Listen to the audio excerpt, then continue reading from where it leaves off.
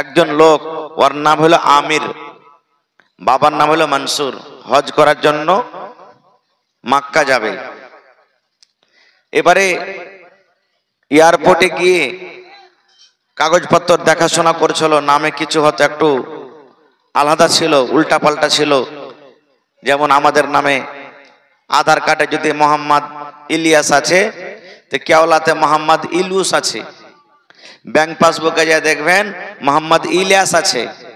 ওই একটা লোকের 4 রকম 5 করে নাম আছে না নেই? এই ধরনের মেলে নাম আছে। এরকমই কাগজপত্র দেখাশোনা করছে। কাগজ দেখতে না দেখতে জাহাজটা খোলার টাইম হয়ে গেল। জাহাজ খোলার টাইম হয়ে গেল। এবারে এই লোকটার দৌড়াইতে দৌড়াইতে দৌড়াইতে দৌড়াইতে জাহাজের কাছে গিয়ে পাইলটকে বলছেন, ভাই আমাকে তুমি এই জাহাজে চড়িয়ে নাও, আমিও যাব হজ করতে, আমিও কাবা শরীফের জিয়ারত করতে যাব, আমাকে চড়িয়ে নাও। বলছে না, টাইম হয়ে গেছে, এখন তোমাকে আর নিয়ে যাওয়া হবে না, এখন জাহাজ খুলে যাবে। ভেতর থেকে লক করে দিল। যখন আমাদের কোনো কাজ না হয় তো মন খারাপ হয় কি হয় না? হয়। কিন্তু আল্লাহ তাবারাক ওয়া তাআলা সেই লোকটাকে কত যে আল্লাহ তাবারাক ওয়া তাআলা জ্ঞান বুদ্ধি ধৈর্যশীল করেছেন, একটুকু মন খারাপ করলেন না।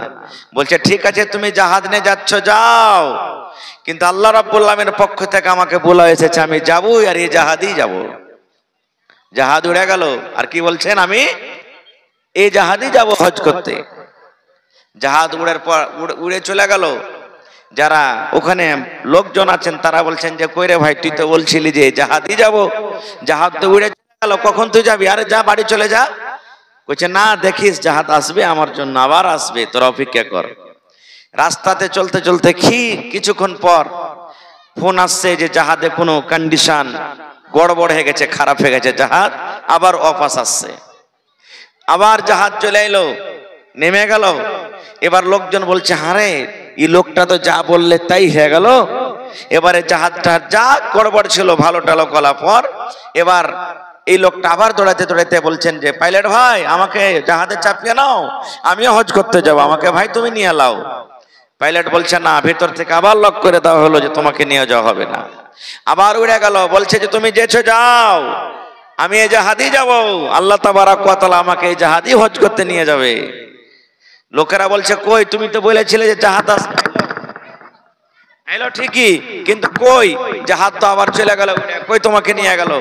বলছে তোমরা ভাবা চিন্তা করিও না, আবার জাহাজ আসবে, আবার আসবে, আমি এই জাহাজেই যাব। ঠিক কিছুক্ষণ আধ ঘন্টা পর যাওয়ার পর আবার ফোন আসছে যে জাহাজে কোনো কন্ডিশন খারাপ হয়ে গেছে। আবার জাহাজ ফিরে আসছে। জাহাজ নামলো। জাহাজ নামার পর এবার পাইলট তৃতীয়বারের বেলাতে বলছেন, এই আল্লাহর বান্দা আমের, তুমি কোথায় আছো? যতক্ষণ পর্যন্ত তুমি জাহাজে না চাপবে এবার আমি জাহাজ নিয়ে যাব না। এসো, জাহাজ নিয়ে আমি যাব না, তুমি তাড়াতাড়ি। নতুন ঘটনা ভাই, 26 তারিখের ঘটনা। এবার তাকে চাপালো, চাপা পর আবার জাহাজ চালু করলো। এবারে কিন্তু ফ্লাইট পৌঁছে গেল জিদ্দা, সৌদি আরব পৌঁছে গেল। দেখেন আল্লাহ তাবারাক ওয়া তাআলা কখন কার দোয়া কবুল করবেন, কার ভিতরে কি আছে আল্লাহ ছাড়া কেউ জানে না। জানে যে ভাই, কেউ জানে না আল্লাহ তাবারাক ওয়া তাআলা ছাড়া।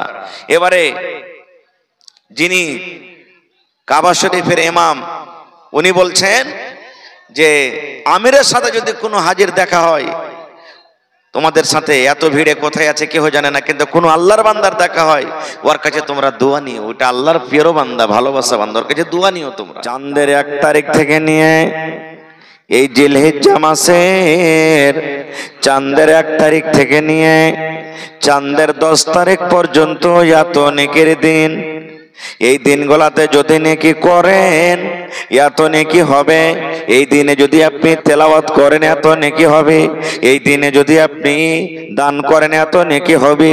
এই দিনে যদি রোজা করেন এত নেকি হবে। এই দিনে যদি ভালো আমল করেন এত নেকি হবে। কত নেকি হবে? আল্লাহর নবী বলেছেন, উম্মত চাঁদের 1 তারিখ থেকে নিয়ে চাঁদের 10 তারিখ পর্যন্ত এই 10টা দিন আল্লাহর কাছে এত পিয়ারা, আল্লাহর কাছে এত পিয়ারা, আল্লাহর কাছে এত পিয়ারা। সহিহ বুখারী শরীফের হাদিস, নবী আমার বলেছেন গোটা বছরে 10টা দিন মোকাবিলার করার সমান অন্য কোন মাসে কিন্তু নয়। মনে করেন রোজার মাসও এই 10টা দিনের মোকাবিলা করতে পারবে না, এত নেকির জমা, এত নেকির দিন।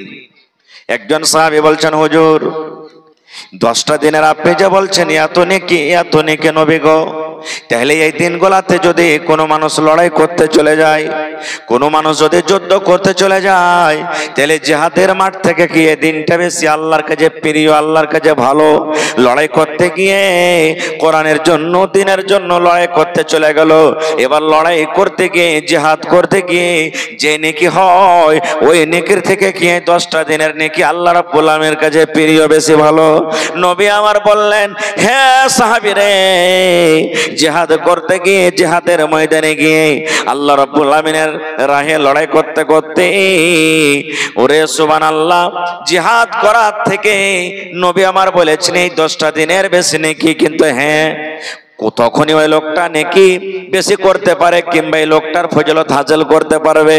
একটা লোক লড়াই করতে চলে গেল, তলোয়ার নিয়ে, তীর নিয়ে যুদ্ধ করতে চলে গেল, লড়াই করতে করতে করতে করতে বাড়ি ঘুরে এলো না, যুদ্ধ করতে করতে নিজের গলা খানটাকে আল্লাহ রাহে কাটিয়ে দিল, লড়াই করতে করতে নিজের জীবনটাকে আল্লাহ রাহে দিয়ে দিল, নিজের জানমালকে আল্লাহ রাহে কুরবানি করে দিল। তাইলে ওই লোকটা এই 10 দিন থেকে বেশি ফজিলত নিতে পারে।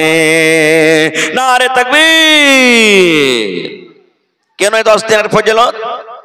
নবী আমার বলেছেন 10 দিনে একটা এমন দিন আছে, যে দিনটার নাম হলো ইয়াউমে আরাফা, অর্থাৎ চাঁদের 9 তারিখ। ধরেন চাঁদের 7 তারিখে আমরা কুরবানি করব, কুরবানির দিন ইংরেজি মাসের 7 তারিখ, আরবি মাসের 10 তারিখে আমরা কুরবানি করব আল্লাহ যদি করায়। চাঁদের 9 তারিখে একটা রোজা আছে, এই আমার তালুয়া গ্রামের মায়েরা খালারা রোজাটা করবেন। কে রোজাটা করবে? যারা বুড়া মানুষ ওরাও রোজা করবে, যারা জওয়ান মানুষ ওরাও রোজা করবে, যারা যুবতী মানুষ ওরাও রোজা করবে, আমার বয়স্ক মায়েরা খালারা যারা ওরাও রোজা করবে, বাচ্চারাও রোজা করবে। এমন ভাবে রোজা করবেন রে ভাই, নিজে করবেন, নিজের বিবি বাচ্চাকে বলবেন রোজা করো, যাতে সে রোজাটা লাগে যেমন রমজান মাস চালু হয়ে গেছে। রোজার মাসে যেমন রোজা করছেন, দেখা লাগছে গনগন করছে, এই মতো কিন্তু রোজাটা করবেন। কখন? চাঁদের 9 তারিখে। কখন রোজা করবেন? চাঁদের 9 তারিখে। 10 তারিখে চাঁদের কি করবেন? বকরিদ করবেন, আর চাঁদের 9 তারিখে রোজা করবেন। একটাই রোজা। বলবেন মাওলানা চাঁদের 9 তারিখের দিন রোজা করলে কি নেকি পাবো? আমার কথা নয়, নবী আমার বলেছেন যদি কোনো আল্লাহর বান্দা, যদি কোনো আল্লাহর বান্দি চাঁদের 9 তারিখে যদি একটা রোজা করতে পারে, আরফার রোজা, আল্লাহ রাব্বুল আলামিন একটা রোজার বিনিময়ে 2 বছরকার গুনাহ আল্লাহ মাফ করে দেবেন। পড়েন সুবহানাল্লাহ। কয় বছরকার গুনাহ? কয় বছরকার গুনাহ মাফ হবে? একটা রোজা করবেন রে ভাই, এই আমার তালুয়া গ্রামের মায়েরা খালারা একটা রোজা করবেন। কখন? বকরিদের আগা দিন, চাঁদের 9 তারিখে একটা রোজা করবেন। একটা রোজা যদি করেন রে বন্ধু, আল্লাহ রাব্বুল আলামিন এই রোজাটাতে এত নেকি দিয়েছেন, এই রোজাটাতে এত ফজিলত দান করেছেন। একটা রোজা রেখে আল্লাহ রাব্বুল আলামিন 2 বছরকার গুনাহ আপনার মাফ করে দিবেন। 1 বছর যেটা চলে গেল, 1 বছর যেটা চলে গেল, 1 বছর যেটা শেষ হয়ে গেল, আর 1 বছর যেটা সামনে আসছে এখনো কিন্তু আসেনি। 1 বছর চলে যাওয়া আর 1 বছর সামনে যেটা আসবে, 2 বছরকার জীবনের যত ছোট ছোট গুনাহ, জীবনের যত সাগীরা গুনাহ, আল্লাহ রাব্বুল আলামিন একটা রোজা রাখার কারণে 2 বছরকার গুনাহ আল্লাহ মাফ করে দেবেন। নারে তাকবীর! সুবহানাল্লাহ। তাই রোজাটা করবেন, পড়েন ইনশাআল্লাহ তাআলা। রোজাটা করতে হবে। এবারে এই মাসটাতে আমরা কিছু গুনার কাম করি, ভালো করে শুনবেন। কি গুনার কাম? কত ভাই বলেন যে হাঁটি কুরবানি দিয়েছিস তো কুরবানির নামে একটা রোজা করবি না, বকরিদের দিন রোজা করবি না? আচ্ছা, আপনার এলাকাতে বকরিদের দিন রোজা করে আছে? হ্যাঁ, তাও ফের কতখানি রোজা করবে? সকাল থেকে নিয়ে সন্ধ্যা পর্যন্ত, জোহর পর্যন্ত? জোরে বলেন। হ্যাঁ, আধখানি দিন কোনদিন রোজা হয়েছে হে ভাই? আচ্ছা আপনি বলেন তো, রোজার দিনে আপনি সাহারি খেয়েছেন ভোর রাইতে, এবারে 5 মিনিট আগে ইফতারির টাইম নিয়ে বসে গেছেন সামান নিয়ে, আর ঘড়িতে কিন্তু এখনো 5 মিনিট আছে সূর্য ডুবতে। 5 মিনিট আগে যদি চাই না বুঝে আপনি ইফতার করেলেন, তো আপনি ইমানদারের সাথে বলেন রোজাটা হইবে আপনার? জোরে বলেন হবে? তো যদি 5 মিনিট আগে যদি ইফতার না হয়, তো বেলা 11টা 12টার সময় একবারে কপিয়া কপিয়া গোশ ভাত পেট টিকটিকে খায়া কইয়া যায় একটা রোজা হইল রে বাবু, এটা ফের কেমন রোজা? এক বেলা যদি রোজা হতো তো আল্লাহ 1 মাস কেন রোজা দিয়েছে? ভোর রাতে খাইলেন, জোহরে একটা হয়ে গেল, আর জোহরে ফের খাওয়া দাওয়া করে ফের মাগরিব পর্যন্ত একটা হয়ে গেল, 15 দিন হইতো নাকি জি ভাই? তাহলে এর নাম রোজা নয়। কি? আল্লাহ রাসূল সাল্লাল্লাহু আলাইহি সাল্লাম যখন ঈদের নামাজ পড়িতে যেতেন, 1 মাস রোজা রাখা পর যখন ঈদের নামাজ পড়িতে যেতেন, তখন নবী আমার বিজোড় খাজর খেয়ে নামাজ পড়িতে যেতেন। কি খাইতেন? কি খাইতেন? বিজোড় খাজর খাইতেন। খাজর তো খাইতেন কিন্তু বিজোড়, জোড়া খাজর খাইতেন না, বিজোড় খাজর খাইতেন। বিজোড় খাজর খাওয়া হলো সুন্নাত। এবার আপনি বলবেন মাওলানা আমার বাড়িতে তো খাজর নাই যে মাওলানা, কিংবা খাজর কিনতে পারি না, বাড়িতে তো আন্ধারসা হয়, তাহলে কি করবো যে মাওলানা? বাড়িতে তো পিঠা হয়, এগুলা কি করবো যে মাওলানা? তাহলে হাদিসটার পরে আমল যদি করেন, নবী আমার বিজোড় খায়া খাজর খায়া নামাজ পড়িতে যাইতেন। আপনি যদি খাজর না জোড়াইতে পারেন, আন্ধারসা হয়েছে, তাহলে বিজোড় আন্ধারসা খেয়ে আপনি নামাজ পড়িতে চলে যান। বিজোড় আন্ধারসা খাইলে একটা খাইতে হবে গোটাই, 3টা খাইতে হবে, 5টা খাইতে হবে, 7টা খাইতে হবে, 9টা খাইতে হবে। বিজোড়ে গলাকে কহে না জি ভাই? বলে হ্যাঁ জি মাওলানা, বিজোড় যদি একটাই আন্দারসা হয়, তো একটা আন্দারসা তো খাইতে পারবো না, তাহলে কি হবে? বন্ধুরে আমার, একটা আন্দারসা মানে গোটা আন্দারসা দরকার নয়, সুন্নাতের পর আপনি আমল করবেন। মায়েরা খালারা শুনেন, বাড়িতে আপনার আন্দারসা হয়েছে, বিসমিল্লাহ বলে একটু টুকরা ভেঙে মুখে দিয়ে দিলেন, 1 পিস হয়ে গেল। কিংবা যদি আরো খান, ছোট্ট ছোট্ট করে বিসমিল্লাহ বলে 3 টুকরা আপনি মুখে দিয়ে দিলেন, কিংবা 5 টুকরা আপনি মুখে দিয়ে দিলেন, কিংবা 7 টুকরা আপনি মুখে দিয়ে এলেন, সুন্নাতের পর আপনার আমল হয়ে গেল। কিংবা বাড়িতে ভাত রান্না হয়েছে, বাড়িতে আপনার ক্ষীর হয়েছে, আল্লাহর নবীর হাদিসের পরে যদি আমল করেন, তাহলে আপনাকে 1 থালি কিংবা 3 থালি কিংবা 5 থালি খাইতে হবে না। সুন্নাতের পরে আমি আমল করলেন, একটুখানি ক্ষীর নিয়ে নিলেন কিংবা হালকা ভাত নিয়ে নিলেন, ওই ভাতটাকে বিসমিল্লাহ বলে 1 লোকমা মুখে দিয়ে দিলেন, কিংবা 3 লোকমা দিয়ে দিলেন, কিংবা 5 লোকমা দিয়ে দিলেন, কিংবা 9 লোকমা দিয়ে দিলেন। বিজোড় খাদ্য খেয়ে বিজোড় লোকমা খেয়ে আপনি নামাজ পড়িতে চলে গেলেন। নবীর হাদিসের পরে আপনার আমল হয়ে গেল। নবী আমার যখন ঈদের নামাজ পড়িতে যেতেন, নবী খানা খেয়ে যেতেন। কি খেতেন? নবী বিজোড় খাজর খেয়ে যেতেন। কিন্তু নবী যখন বকরিদের নামাজ পড়িতে যেতেন ঈদুল আজহার, তখন কিন্তু খাইতেন না। একবারে সন্ধ্যাবেলাতে যা খেয়েছেন খেয়েছেন, এশার আগে আগে আর খাইতেন না, ফজরের নামাজের আগে আর খাইতেন না। একবারে এশার আগে আগে যা খেয়েছেন খেয়েছেন, ফজরের নামাজ পড়তেন, আর নামাজ পড়ার পর চলে যেতেন ঈদগাহের মাঠে। ঈদগাহের মাঠে যাওয়ার পর নবীজি নামাজ পড়তেন, আর নামাজ পড়ার পর বাড়ি আসতেন, আর বাড়ি আসার পর কুরবানি জবাই করতেন, আর কুরবানি জবাই করার পর তখন নবীজি সর্বপ্রথম মাংস রান্না করে খেতেন। এটা হলো সুন্নাত তারিকা, এর নাম রোজা নয়, এর নাম রোজা নয়। এখনো যদি আপনি আমল করতে চাহেন যে আমি সুন্নাতের পর আমল নেব, আমল করব, নিকিটে নিব, তা আপনি কি করবেন? চলে যাবেন, সন্ধ্যাবেলাতে যা খেলেন খেলেন, নামাজ পড়িতে চলে গেলেন। এবার নামাজ পড়ে বাড়িতে এলেন, বাড়িতে আসার পর তখন আপনি কি করলেন? কুরবানি জবাই করে দিলেন। কুরবানি জবাই করে 1 কেজি 1/2 কেজি মাংস বাড়িতে দিয়ে পাঠিয়ে দিলেন, এই রান্না বান্না করো, তারপরে বাকি মাংসটা আমরা ঠিকঠাক করছি। এবার মাংস যেমনই রান্না বান্না হয়ে গেল, আপনাকে খবর দিয়ে দিলে, বিসমিল্লাহ বলে আপনি মাংস মুখে দিয়ে এলেন। এটা হলো সুন্নাত তারিকা। নবীর তারিকা যদি আপনি আমল করেন, কি পাবেন? এর নাম রোজা বলা চলবে না। যদি রোজা বলেন, গুনাহ হয়ে যাবে, পাপ হয়ে যাবে। এইবারে কুরবানি কখন থেকে চালু হলো? কুরবানি কখন থেকে চালু হলো? লম্বা ঘটনা, সময় পেলে ইনশাআল্লাহ পরে বলবো। তার আগে একটা কথা বলি, কোন ধরনের জানোয়ার আমাদেরকে কুরবানি করতে হবে? মেলায় মানুষ বাজারে যাবে, প্রত্যেক বছর শুনবে, তাও ফোন করবে, হাজি মাওলানা কোন ধরনের জানোয়ার কিনবো? সিং ভাঙ্গা চলবে কি চলবে না? কান কাটা চলবে কি চলবে না? পা ভাঙ্গা চলবে কি চলবে না? এই ধরনের জানোয়ার, কোন ধরনের জানোয়ার কিনবো?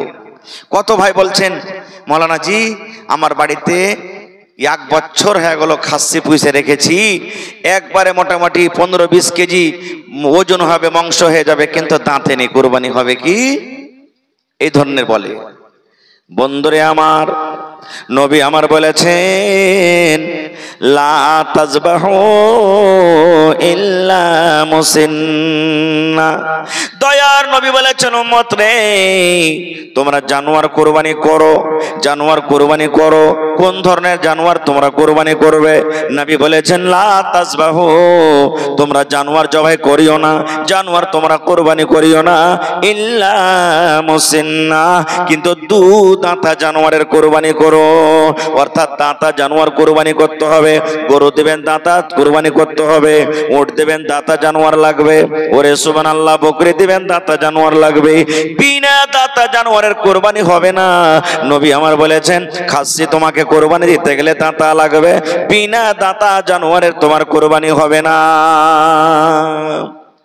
দাঁতা জানোয়ারের কুরবানি লাগবে।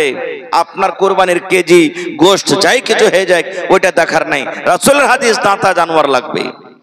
এবারে কিন্তু আমাদের মধ্যে খাসি কুরবানি দিই, পাঁঠি কুরবানি কেউ দিনে দিছে কি? আইব মনে করছি আমরা, আইব মনে করছি। আল্লাহর কোরআন বলছেন যে তুমি পাঁঠি কুরবানি দিতে পারো, যেমন আপনি খাসি কুরবানি দিচ্ছেন, উট দিচ্ছেন, উটনি কুরবানি দিচ্ছেন, গাই দিচ্ছেন, গরু দিচ্ছেন। এই মতো আল্লাহ তাবারাক ওয়া তাআলা কোরআনে বলছেন যে তুমি খাসি যেমন কুরবানি দিচ্ছ তো বকরিও কুরবানি তুমি দিতে পারো, কোনো অসুবিধা নাই। এই লাগে যদি কোনো ভাই চাহেন যে আমি বকরির কুরবানি দিব তো বকরির কুরবানি দিতে পারেন আপনি, কোনো অসুবিধা নাই, বকরির কুরবানি আপনি করেন। এবারে কুরবানি করতে গিয়ে আমরা একটা ভুল করছি। আল্লাহ রাসূল বলেছেন একটা জানোয়ার আপনি খাসি জবাই করে দিলেন বা আরো অন্য কোনো জানোয়ার কুরবানি করে দিলেন, একটা জানোয়ার কুরবানি করলেন, একটা গোটা জানোয়ার একটা বাড়ির গোটা পরিবারের তরফ থেকে যথেষ্ট। পরিবার বলতে আপনি বাড়িতে আছেন, আপনার বেবি বাড়িতে আছে, আপনার বেটা বেটি বাড়িতে আছে, আপনার সাথে আপনার মা বাবা আছে, আপনার ছোট ছোট ভাইরা নাবালক হয়েছে, এখনো বালিগ হয়নি, এগুলা হলো আপনার পরিবার। আপনার বাড়িতে যত পরিবার রয়েছে সমস্ত পরিবারের তরফ থেকে একটা গোটা জানোয়ার যথেষ্ট। আপনি যখন কুরবানি করবেন নিয়তটা করে দেন, এই আল্লাহ এই জানোয়ারটা আমি আমার বাড়িতে যত ছেলে মেয়ে আছে, আমার বাড়িতে আমার মা আছে, আমার বাড়িতে আমার আব্বা আছে, আমার বাড়িতে আমার বিবি আছে, আমার বাড়িতে আমি আছি, আল্লাহ সকলের তরফ থেকে এই জানোয়ারকে আমি তোমার রাহে কুরবানি করে দিলাম। কিন্তু আমরা কুরবানি করবো কেমন করে জানেন? গত বছর বাপের নামে দিয়েছি, এ বেকার মায়ের নামে দেব। গত বছর শ্বশুরের নামে দিয়েছি, এ বেকার কার নামে? শাশুড়ির নামে দেব। একটা লোককে আমরা খাস করে বলি না, গোটা জানোয়ার যখন দিবেন গোটা পরিবারের তরফ থেকে আপনি কুরবানি করে দেন। আর গোটা জানোয়ারে বেশি নাকি একটা ভাগার কুরবানি দিবেন তো একটা লোকের নামে হলো, আর একটা জানোয়ার দিবেন তো গোটা পরিবারের নামে হলো। কোনটা বেশি ভালো হলো, আফজাল হলো? এমনি টাইমে আমরা কুরবানি করব, মৌলানা জি টাকা পয়সার অভাব হয়ে গেছে তো ভাগ লাগিয়ে দেবো, ভাগাতে কুরবানি দেব। আমি বলি না যে ভাগাতে কুরবানি হবে না, দেন। তবে একটা কথা বলছি, আপনার যখন বেটার বেটির বিহা লাগবে তখন আপনি ভাগা জানোয়ার কিনছেন, ভাগাতে করে না গোটা জানোয়ার কিনছেন। একটা জবাই করেও হয় না, ফের পোল্ট্রি মুরগি মাঙ্গাইতে হয়েছে, আপনাকে মাছ নিতে হয়েছে।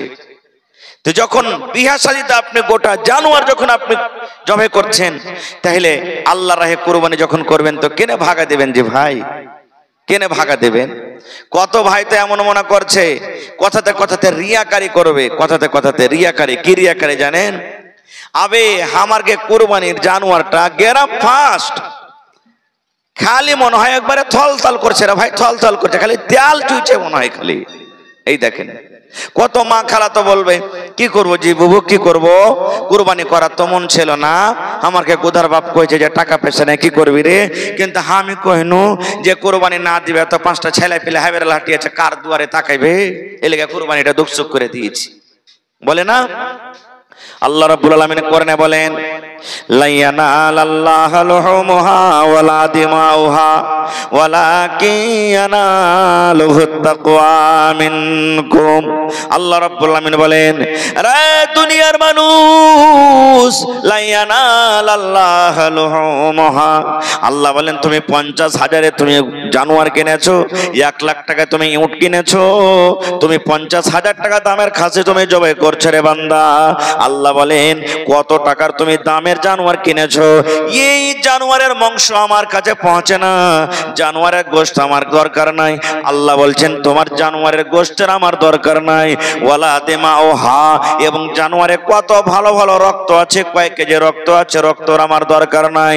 আল্লাহ বলেন ওয়ালাকিন ইয়ানালুহুত তাকওয়া মিনকুম, বান্দারে আমার কাছে যেটা পৌঁছে সেটা হলো তোমার ভিতরকার তাকওয়া। কোন নিয়তে তুমি কুরবানি করো, তোমার নিয়তখানটা শুধু আমার কাছে পৌঁছে, তোমার দিলখানটা শুধু আমার কাছে পৌঁছে, তোমার ভিতরকার তাকওয়া শুধু আমার কাছে পৌঁছে। তাছাড়া বান্দারে তোমার কোনো জিনিস আমার কাছে পৌঁছে না। দিলের মালিক কে? জোরে বলেন কে? আহা, একটা সহিহ হাদিসে এসেছে, আল্লাহ রাসূল সাল্লাল্লাহু আলাইহি ওয়াসাল্লাম বলেছেন, এক জামানাতে একটা লোক ছিল, বদমাইশ টাইপের লোক, কিছু হয়তো না হয়তো মানুষটাকে মেরে দিত। এই করতে করতে তার হাত থেকে 99টা মানুষ কাতাল হয়ে গেছে। কয়টা? জোরে বলেন কয়টা? এক কম। ওরে সুবহানাল্লাহ, কত বড় মার্ডারকারী লোকটা জি, এক কম 100টা মানুষ সবাই করে দিয়েছে। এবারে কি যে হলো তার মনে মনে, তখন একদিন একটা লোককে যা বলছেন যে হারে ভাই, আমি এক কম 100টা অর্থাৎ 99টা মানুষকে কাতাল করে দিয়েছি, এত যে জীবনে পাপ করেছি, তা আল্লাহ কি আমার গুনাহটাকে মাফ করবে না? এতটি মার্ডারের কথা শুনে যাকে জিজ্ঞাসা করেছে, ওরে আল্লাহ, তোর মতন খুনিকে আল্লাহ মাফ করবে না? এতটা তুই পাপ করেছিস, 99টা মানুষকে কাটেছিস, আল্লাহ তোকে মাফ করবে না? হাতে তালোয়ার ছিল, বলছে ইহামনও মাফ হবে না, তমনও হবে না, তুইও বাঁচবি না। দিলে ওকে 100টা পুড়িয়ে দিলে, 100 হয়ে গেল। আবার হাঁটতে হাঁটতে হাঁটতে ধরেন, বুঝার জন্য বলছি, দালুয়া গ্রামে চলে এসছে, একটা মৌলানাকে বলছেন, হাজি মৌলানা, আমি 100টা মানুষকে জবাই করেছি, 100টা মানুষকে আমি মার্ডার করে দিয়েছি, এত বড় বড় যে পাপ করেছি, তা আল্লাহ কি আমার গুনাহটাকে মাফ করবে না? মৌলানা বলছেন যে হ্যাঁ, তোমার গুনাহ মাফ হয়ে যাবে, তোমার গুনাহ মাফ হবে, কিন্তু তোমাকে খালিস নিয়াতে আল্লাহর দরবারে তওবা করতে হবে, আর জীবনে কোনোদিন জেনে বুঝে কোনো মানুষকে মার্ডার করতে হবে না। আর একটা কাজ তুমি করো, একটা কথা তুমি শোনো, কি করো? তুমি এই গ্রাম ছেড়ে, দালুয়া গ্রাম ছেড়ে হাঁটতে হাঁটতে হাঁটতে হাঁটতে তুমি চলে যাও কাঠিয়ার, ধরেন কাঠিয়ার, ওখানে উমুক জায়গাতে গিয়ে, কাঠিয়ারে উমুক মসজিদে গিয়ে, উমুক টোলাতে গিয়ে তুমি আল্লাহর কাছে কানবে, চাইবে, গুনাহ মাফ চাইবে, আল্লাহ তোমাকে মাফ করে দিবে। বলছে আল্লাহ মাফ করে দিবে না? তো হ্যাঁ। এবার যা ছিল তালোয়ার ফেলে এবার হাঁটতে লাগলো। হাঁটতে হাঁটতে হাঁটতে হাঁটতে ঠিক পলাশী চক যখন গেছে, লোকটা হাঁটতে হাঁটতে দালুয়া থেকে কোলাসি চক যখন গেছে, তখন আল্লাহ তাআলা ফেরেশতাকে বলছেন, কি রে মালাকুল মউত, এ আজরাইল ফেরেশতা মালাকুল মউত, ওই লোকটা কাঠিয়ার যাবে, ওই লোকটা কাঠিয়ার যাবে রে।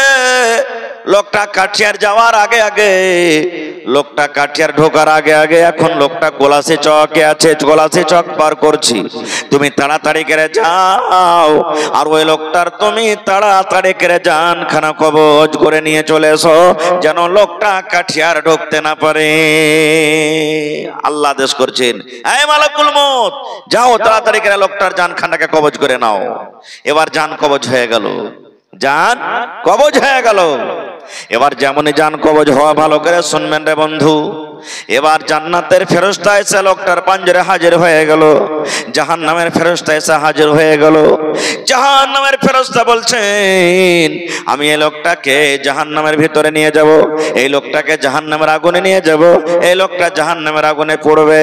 জান্নাতের ফেরেশতা বলছেন, না না রে না, আমি জান্নাতের ভিতরে নিয়ে যাব। এ জাহান্নামের ফেরেশতা রে, এই লোকটাকে আমি জাহান্নামের আগুনে আমি যেতে দেব না, এই লোকটাকে আমি আল্লাহর জান্নাতের ভিতরে নিয়ে যাব। জাহান্নামের ফেরেশতা বলছে না জাহান্নামে নিয়ে যাব। জান্নাতের ফেরেশতা বলছে না জান্নাতের ভিতরে নিয়ে যাব। ওরে সুবহানাল্লাহ। এইবারে কিন্তু তারা দুইজন ফেরেশতা তকরার করতে লাগলেন। তকরার করতে করতে এবার জাহান্নামের ফেরেশতা বলছেন, হে জান্নাতের ফেরেশতা রে, তুমি কেন লোকটাকে জান্নাতের ভিতরে নিয়ে যাবে? কি দুনিয়াতে আমল করেছে, কোন আমলের কারণে তুমি লোকটাকে জান্নাতের ভিতরে নিয়ে যাবে? এবার জান্নাতের ফেরেশতা বলছেন, জাহান্নামের ফেরেশতা তুমি বলো তো লোকটাকে কোন আমলের কারণে জাহান্নামের ভিতরে নিয়ে যাবে? এবার জাহান্নামের ফেরেশতা বলছেন, এই জান্নাতের ফেরেশতা রে, লোকটা জীবনে জানো তুমি 100টা লোককে মার্ডার করেছে, 100টা লোককে মার্ডার করেছে। এর মধ্যে কত ভালো মানুষ আছে, কত মাওলানা আছে, কত হাজী সাহেব আছে, কত নেককার দিনদার মানুষ আছে। 100টা মানুষকে কুরবানি করেছে, জবাই করেছে। এই লোকটার জীবনে শুধু পাপ, জীবনে শুধু পাপ, নেকি বলে কিছু নাই। এই জন্য আমি এই লোকটাকে জাহান্নামের ভিতরে নিয়ে যাব।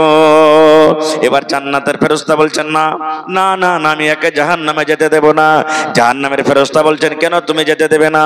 বলছে জাহান্নামের ফেরেশতা রে, এই জন্য আমি যেতে দেব না রে ফেরেশতা, এই লোকটা আমি জানি 100টা লোককে মার্ডার করেছে, আমি জানি 100টা লোককে কাতাল করেছে, 100টা লোকের খুনি আমি জানি। এই লোকটা 100টা লোককে দুনিয়া থেকে মিটিয়ে দিয়েছে, কিন্তু মার্ডার করে দেওয়ার পর এই লোকটা এমন ভাবে আল্লাহর দরবারে তওবা করেছে, মার্ডার করে দেওয়ার পরে এমন আল্লাহর কাছে কান্দা কাটা করেছে, আল্লাহর দরবারে এমন ভাবে তওবা করেছে যে নিয়তটা আমরা জানি না, তুমিও জানো না, দুনিয়ার কোনো মানুষ জানে না, কিন্তু জানছেন একমাত্র কে?